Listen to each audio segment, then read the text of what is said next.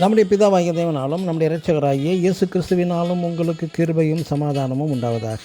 கிறிஸ்து இயேசுவுக்குள் அன்பான சகோதர சகோதரிகளே, இன்று நாம் தியானத்துக்கு எடுத்துக்கொள்ள இருக்கிறதான வேதவசனம் யோவான் எழுதின சுவிசேஷம் 15ஆம் அதிகாரம் 4ஆம் வசனம். என்னில் நிலைத்திருங்கள், நானும் உங்களில் நிலைத்திருப்பேன். ஆமென். இயேசு கிறிஸ்து தமது சீசர்களை சிநேகிதர் என்றும் கூட அழைக்கிறார். யோவான் எழுதின சுவிசேஷம் 15ஆம் அதிகாரம் 15ஆம் வசனத்தில் வாசிக்கலாம். பிரியமானவர்களே, இன்றுள்ள கிறிஸ்தவம் எங்கு சென்று கொண்டிருக்கிறது? எப்படி எதை நோக்கி சென்று கொண்டிருக்கிறது? கிறிஸ்தவம் என்பது வழிபாட்டு மார்க்கம் அல்ல, ஆராதனை மார்க்கமும் அல்ல. இப்படி செய்யும் நபர் கிறிஸ்தவரும் அல்ல. இன்றுள்ள கிறிஸ்தவ பாடல்களை சினிமா பாடகர்கள் மீது மிக அழகாக பாடி வருவது உண்டு. நடிகைகள் இயேசுவை பற்றி அழகாகவும் போதிக்கிறார்கள். இவர்கள் யாவருமே கிறிஸ்தவர்களா என்றால் அது இல்லை. சில ஆலயங்களிலும் சபைகளிலும் பக்தியோடு தேவனை பாடி துதித்து ஆராதிக்கிறார்கள். நல்லது தான். உருக்கமாக பாடி உருக்கமாகவே ஜெபிப்பார்கள்.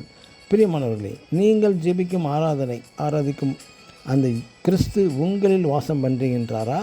கிறிஸ்துவைப் போல் அவரது அடிச்சுவடுகளை நீங்கள் பின்பற்றுகிறீர்களா என்பதுவே மிக முக்கியம். அனைவரும் வாருங்கள், என் பெயரை சொல்லி ஆராதனை நடத்துங்கள் என்று சொல்லவே இல்லை தேவன். இப்படி பரிசுத்த வேதத்தில் சொல்லப்பட்டதான காரியங்கள் சொல்லப்படாத காரியங்கள் எப்படி சபைக்குள் வந்தது என்றும் புரியவில்லை. இயேசு நாட்கணக்கில் மணிக்கணக்கில் பிரசங்கம் செய்தார். பேதுருவும் மணிக்கணக்கில் பிரசங்கம் செய்தார். கிறிஸ்துவின் என்பது கிறிஸ்து அவன் கிறிஸ்துவன், கிறிஸ்து அவள் கிறிஸ்தவள் என்று கிறிஸ்துவை எத்தனையோ பேர் கிறிஸ்துவை பிரதிபலிக்கிறார்கள். சண்டே ஆனதும் நல்ல புதிய ஆடைகள், சிலர் வெள்ளை நல்ல நிறைய உடைகளை அணிந்து கிறிஸ்துவ ஆலயம் மற்றும் சபைக்கு சென்று வருவதனால் அக்கம் பக்கத்தில் உள்ளவர்கள் இவர்கள் கிறிஸ்தவர்கள் என்று அழைக்கப்படுகிறார்களா? நீங்கள் அப்படி அல்ல.